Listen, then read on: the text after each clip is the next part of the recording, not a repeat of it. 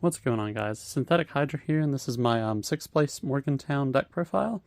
I had a properly edited version of this almost finished, and then there was a storm last night that made my computer restart, and I lost all my progress, so I'm just going to make this simple little botched one, so apologies in advance about the quality, but we're here. Starting with the Centur-Ion cards. It's all standard. These are like the ratios for like the Horus version. Oh, sorry. And Phalanx. This is like a really good discard. It's like a fine interruption sometimes too, but all this is normal. If you want a more in-depth video about Centur-Ion, leave it in the comments below and I'll make one. Then I played the Horus cards. That honestly was the best part of the deck. They just did a whole lot. They removed stuff without destroying it with this thing. They are extenders. When your primary gets like ashed or impermed or whatever, you can still get to a level 8 and still make your Legatia. These were my like board breaker cards. I played 3 talents, 3 super poly, and Called By kind of works as a board breaker this format because it hits like the princess, or like it's still like a defensive hit hand trap type card. The talents, they were very good. I used every mode of it. I was very happy with this. Super poly I only used once and it was okay. But it can be really good. If like they saw it game 1, I would slide it out, because then they can just play around it, but overall it was pretty good. So one of these you could replace with bonfires if you wanted. I wanted less cards to play in a draw, and I felt like the consistency was fine enough, but yeah. And then my last slots were just these hand traps. Ash and Perm are just like the most generic ones.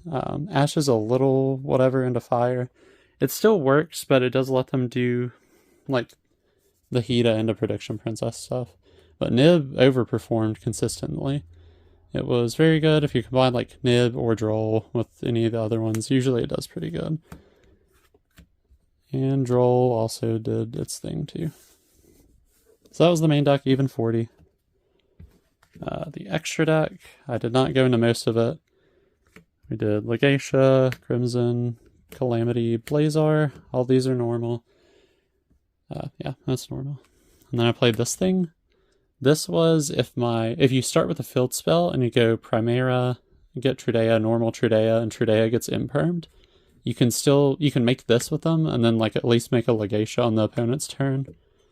And also like later in the game, it almost came up that you could summon a Legatia that got tucked by an Emeth, but it didn't come up. So it could have been anything else, but I wanted to try it and see what happened. SP is SP, the 2 Charmers. This is even better now because Voiceless has more lights, and then Selene access code. These are my super poly targets. This was an Earth Golem Adagnister. I only made Garura, I think, and that was like one time. But it was okay. And then Typhon. He just is really cool if you have space in your deck or whatever. I didn't play any rank 8s for the Horus stuff because I didn't want to overextend in a Droll. I think one of the only like upsides of this deck, like you have like 13 starters, but so does like the Snake Eye deck. But this deck doesn't play into Droll really, and it doesn't play into Nibiru. So I didn't want to like play. That's also why I'm not playing Fenrir. I didn't want to play into Nibiru because I figured it would be in a lot more main decks. But yeah, so that's that. This is my side deck. I was very happy with the bells. Mostly were for Labyrinth, but I brought them in a couple times into Fire King, and then they're really good into Voiceless also. They can hit like the pre-prep, they can hit Saphira, they can hit the low itself. So this card I think is why this deck isn't super good, honestly. It's still fine, but it's like you lose to this card really hard, and also super poly. Duster. It's Duster mostly for Rescue Ace, same with this. This I wouldn't bring into like the Fire King decks evenly matched, because they can kill you with all the follow-up they'll have. And then I had these going first cards to try and address... Oops, sorry, let me situate that. Okay, I had these going first cards to try and like patch up the weaknesses to Cyclone and Super Poly.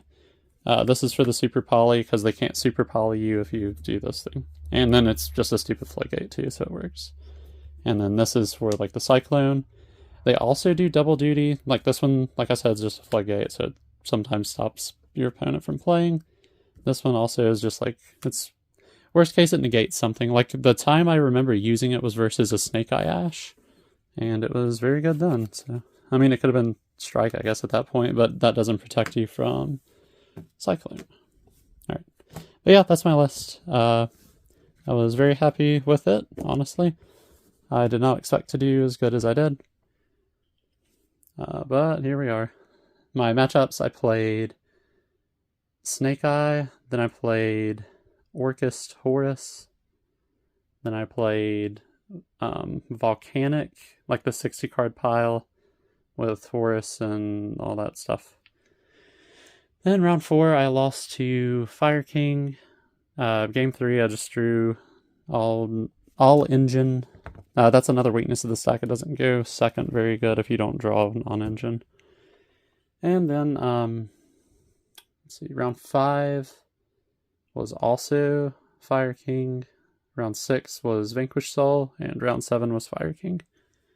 But yeah, that was it. I was 6-1, and sorry again about the quality of this. I promise my next video will not be like this. I just wanted to get this out before anything else. Alright.